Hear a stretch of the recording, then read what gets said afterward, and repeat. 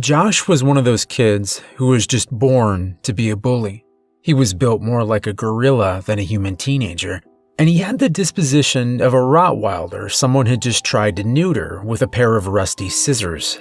There are a lot of different ways to bully someone, and Josh was an expert in all of them. He stole lunch money, shoved heads in toilets, beat kids up, and even pinched girls' asses in the hallways.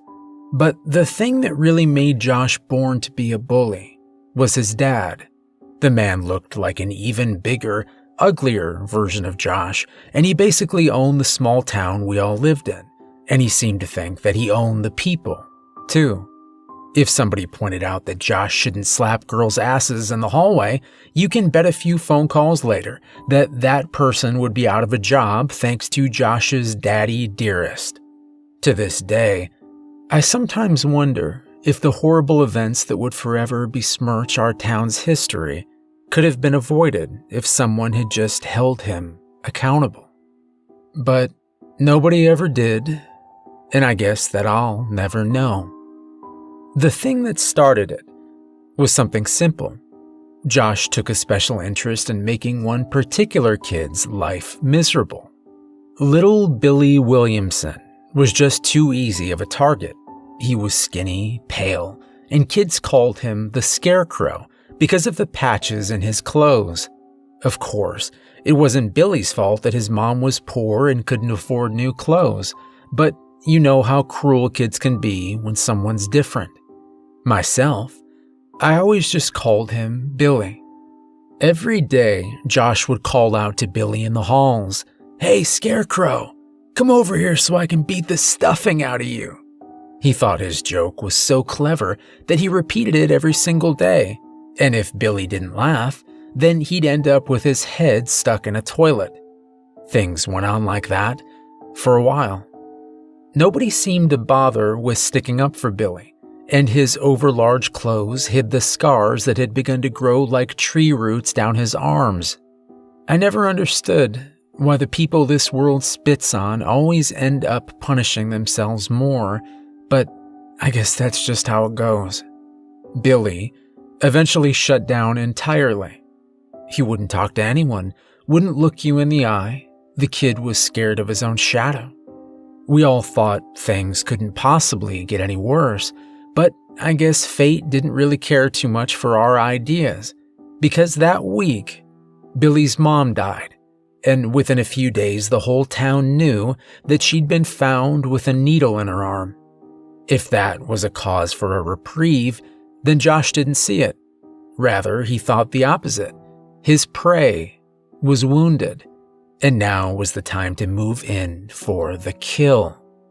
"I heard about how your mom died," he'd hiss under his breath when there were no teachers around. "Wish I'd have found her. Even for a smackhead, your mom was a nice piece of ass. You're living with your grandma now, aren't you? Maybe I'll pay her a visit tonight. I don't think she'd put up much of a fight." Nobody seemed to notice as the gashes on Billy's arm spread to his chest and his legs, or how his face would twitch whenever Josh's insults echoed behind his eyes.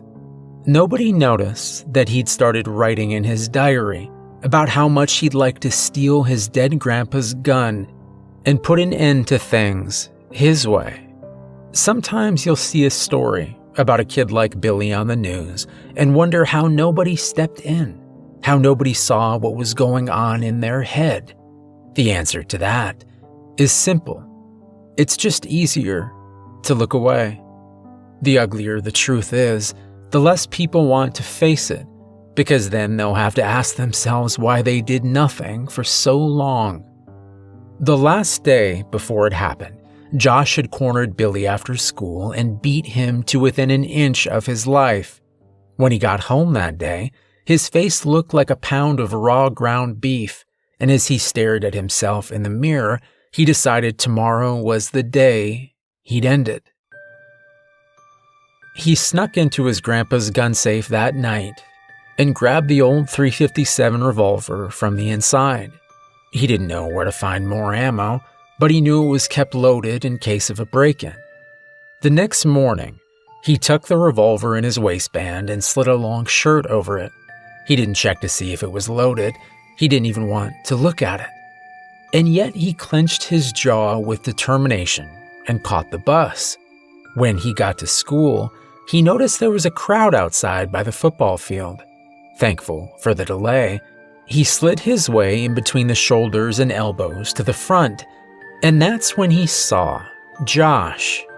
His former bully was naked, gutted from head to toe, and strapped to the field goal post, straw poking out from holes where he'd been sewn back up. His eyes were hollow pits, pecked out by birds before anyone had found him. And on top of his head, someone had placed an old Scarecrow's hat. Billy left right then and came home. He barely glanced at me as he passed, sitting there in my rocking chair and knitting. Rather, he headed straight to his room and collapsed on the bed. It was the first time he slept easy in a long while. It was only a few days before the news had spread around the town that the boy had been murdered, and that when the police went to notify his dad, well, they found him dead too. To this day, they still don't know who did it.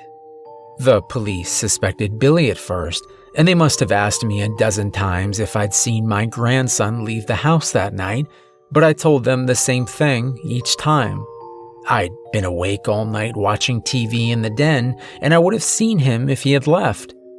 I could tell they all thought I was senile, but none of them dared say it to my face. Well, I'm older now, and I don't think I have much time left. So now I suppose is the time for truth. I don't know what Billy was up to that night, because I wasn't there. I was at Josh's house, and I was making damn sure that no one called my grandson Scarecrow ever again. And no one ever did.